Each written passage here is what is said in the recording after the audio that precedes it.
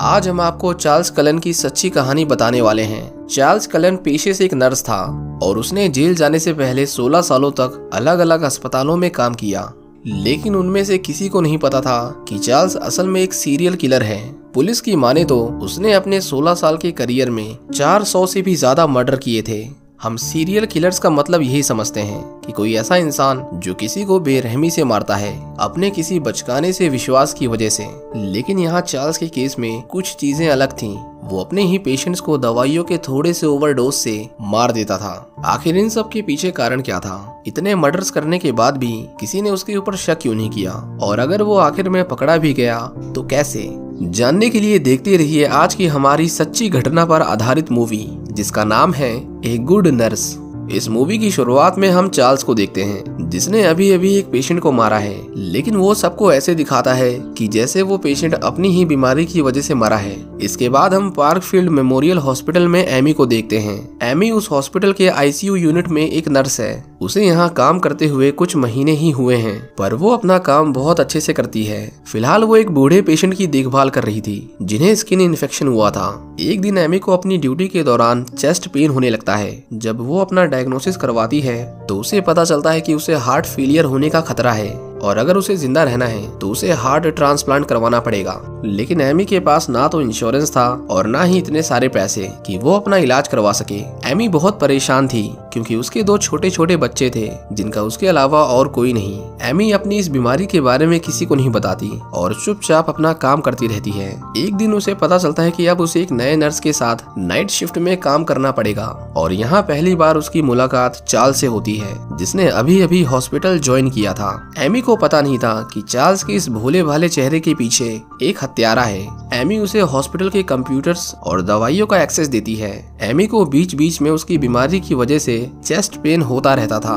एक दिन चार्ल्स उसे देख लेता है। क्योंकि एमी चार्ल्स को अच्छा दोस्त मानती थी, इसलिए वो उसे अपनी बीमारी के बारे में बता देती है, पर इस शर्त पर कि वो और किसी को इसके बारे में नहीं बताएगा। चार्ल्स उसे दिलासा देता है कि वो उसके साथ ही रहेगा। एमी को बस उस हॉस्पिटल में 4 महीने काम करना था, फिर उसे इंश्योरेंस मिल जाता और वो अपना इलाज करवा सकती थी। अगले दिन जब एमी हॉस्पिटल आती है तो उसे पता चलता है कि उसके पेशेंट की मौत हो चुकी है, वही जिन्हें स्किन इन्फेक्शन था। एमी को ये जानकर बहुत हैरानी हुई क्योंकि वो बेशक बीमार थी पर इतनी भी नहीं कि उसकी मौत हो जाए। हर हॉस्पिटल में रिस्क मैनेजमेंट के लिए एक डिपार्टमेंट होता है जिसका काम होता है हॉस्पिटल को बदनामी से बचाना, और उस पेशेंट की अचानक से हुई मौत उनके लिए एक चिंता का विषय था। इसलिए वो उसकी इंटरनली इन्वेस्टिगेशन कर रहे थे, पर आखिर में हॉस्पिटल को पुलिस की तरफ से भी कंफर्मेशन चाहिए था ताकि वो ये प्रूफ कर सके कि इसमें हॉस्पिटल की कोई गलती नहीं थी। इसके बाद हम 2 पुलिस वालों को देखते हैं जिनका नाम था टिम ब्राउन और डैनी बेल्डविन, जो इस केस में तहकीकात कर रहे थे। लेकिन उनके लिए कुछ भी प्रूफ कर पाना बहुत मुश्किल था क्योंकि उन्हें इसके बारे में 7 हफ्तों के बाद बताया गया था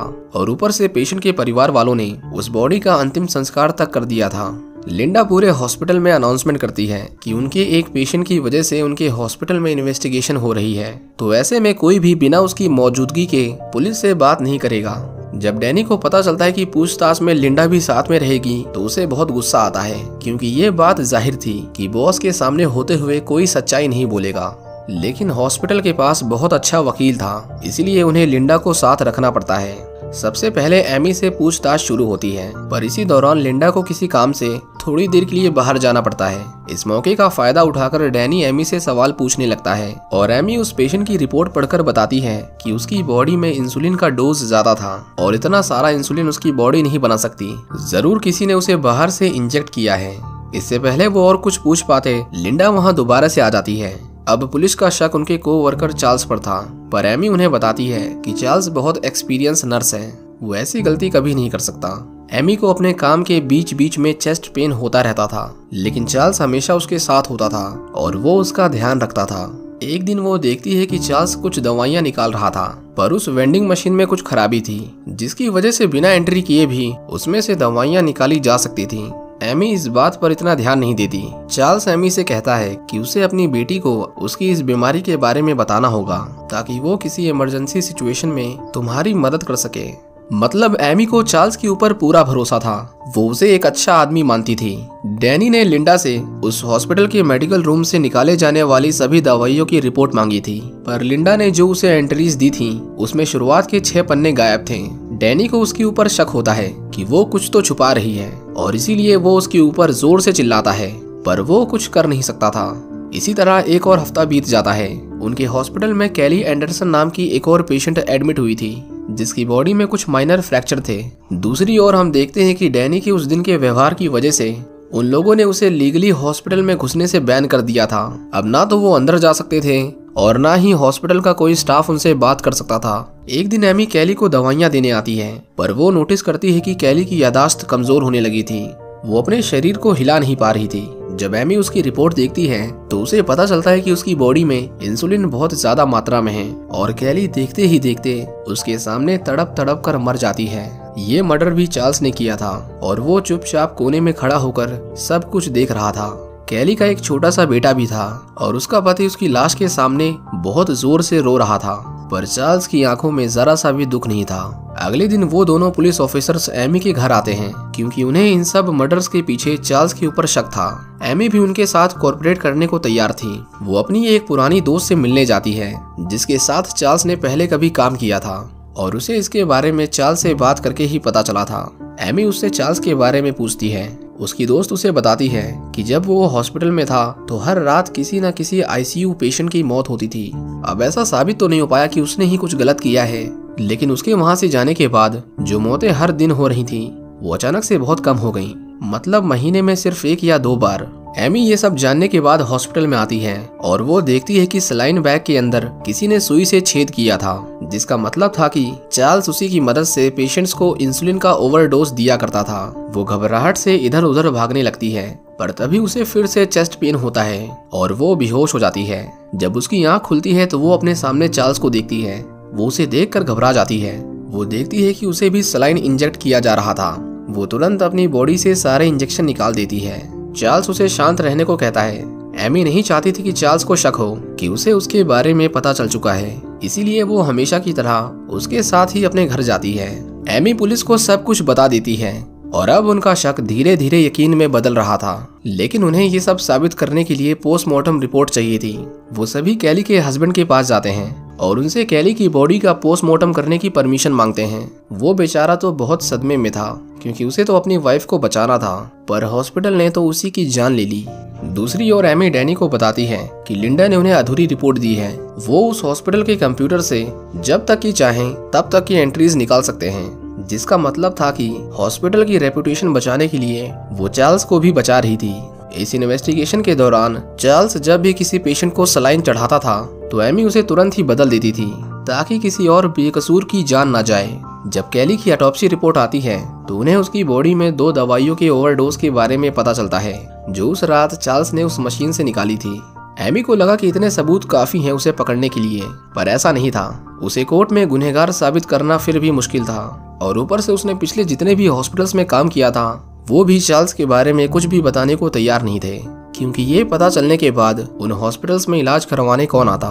दूसरी तरफ हम देखते हैं कि लिंडा चार्ल्स को उसकी जॉब से निकाल देती है, ये बहाना देकर कि उसने जॉब एप्लीकेशन में अपनी ज्वाइनिंग डेट्स गलत बताई हैं, ताकि उसकी वजह से हॉस्पिटल की बदनामी ना हो। जब एमी को इसके बारे में पता चलता है तो वो घबरा जाती है, क्योंकि हर हॉस्पिटल खुद को बचाने के लिए उसे इसी तरह से निकाला करता था और इसी वजह से वो कभी पकड़ा नहीं गया। एमी जब अपने घर में आती है तो हम देखते हैं कि चार्ल्स उसके घर में उसके बच्चों के साथ खेल रहा था। उसे देखकर एमी की सांसें तेज होने लगती हैं, लेकिन चार्ल्स हमेशा की तरह खुश और शांत था। एमी उससे उसकी नौकरी जाने का दुख जताती है। चार्ल्स कहता है कि नौकरी तो उसे दोबारा मिल जाएगी। उसे इस बात की खुशी है कि वो इतने समय से उसके साथ थी। चार्ल्स उसे याद दिलाता है कि उसके इंश्योरेंस का टाइम पूरा होने में सिर्फ 4 हफ्ते बचे हुए हैं और तब तक वो उसके साथ ही रहना चाहता है ताकि वो उसकी मदद कर सके। पर एमी खुद को शांत करके उसे बहाना बनाकर वहाँ से जाने के लिए कहती है। चार्ल्स उसकी बात मानकर वहाँ से चला जाता है। अगले दिन एमी पुलिस के सामने बैठकर चार्ल्स को फोन करती है और उसे लंच पर मिलने के लिए कहती है, क्योंकि उसे किसी भी तरह उसके मुंह से सच्चाई निकलवानी थी।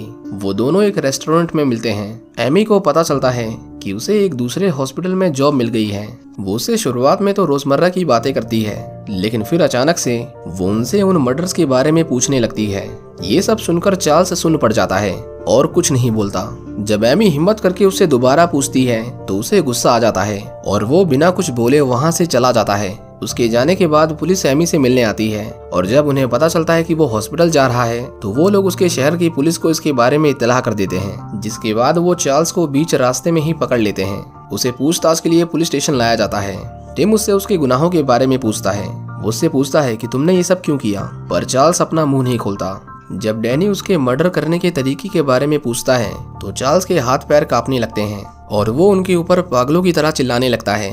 डैनी एमी को बताता है कि वो कुछ नहीं बोल रहा, इसीलिए हम उसे गुनहगार साबित नहीं कर सकते और हमें उसे कल सवेरे रिहा करना पड़ेगा। चार्ल्स एमी का बहुत अच्छा दोस्त था, पर फिर भी उसे उन लोगों की परवाह थी जिनके परिवार को उसकी वजह से अब ना जाने कितना कुछ सहना पड़ेगा। एमी फैसला करती है कि वो चार्ल्स से बात करके उससे सच बुलवाएगी, ये जानते हुए भी कि अगर उसने सच नहीं बताया तो पुलिस उसे आजाद कर देगी और उसके परिवार को हमेशा चार्ल्स से खतरा रहेगा। एमी उसके पास आती है और उससे माफी मांगती है क्योंकि उसने उससे झूठ बोला था। वो उसे अपना स्वेटर ओढ़ने को देती है क्योंकि उसे बहुत ठंड लग रही थी। वो उसे कहती है कि जब उसे इन सब मर्डर्स के बारे में पता चला तो वो भूल गई कि उसने उसकी कितनी मदद की इन आखिरी कुछ महीनों में। चार्ल्स उसे कहता है कि मैं हमेशा तुम्हारी मदद करना चाहता था। एमी उसकी बातों को गौर से सुन रही थी और वो उसे सच बोलने को कहती है। यहाँ पर चार्ल्स एक्सेप्ट कर लेता है कि उसने ही सभी को मारा है। वो उनमें से कुछ के तो नाम भी बताता है, लेकिन उसने 16 सालों में इतने लोगों को मारा था कि अब उसे उनके नाम भी याद नहीं थे। उसके इस बयान के बाद पुलिस उसे गिरफ्तार कर लेती है और उसे 29 लोगों के मर्डर के इल्जाम में उम्र कैद की सजा होती है। 29 लोग इसलिए क्योंकि उसे बस उतने ही नाम याद थे। असल में मरने वालों की संख्या 400 तक थी। चार्ल्स ने कभी नहीं बताया कि उसने ये मर्डर्स क्यों किए। पुलिस की स्टेटमेंट में बस उसने ये कहा कि वो लोगों को सिर्फ इसलिए मारता गया क्योंकि उसे किसी ने रोका ही नहीं। अगर उन 9 हॉस्पिटल्स में से किसी ने भी उसके खिलाफ पहले कंप्लेंट की होती तो शायद आज इतने बेकसूर लोग नहीं मारे जाते। चार्ल्स अभी न्यू जर्सी की जेल में हमेशा हमेशा के लिए बंद है। उसके जेल जाने के बाद एमी का हार्ट ट्रांसप्लांट सक्सेसफुल हो गया और वो अपने परिवार के साथ हंसी खुशी जी रही है। इसी के साथ ये मूवी यहीं खत्म हो जाती है। उम्मीद करता हूँ कि आपको एमी की ये कहानी पसंद आई होगी। Thanks for watching.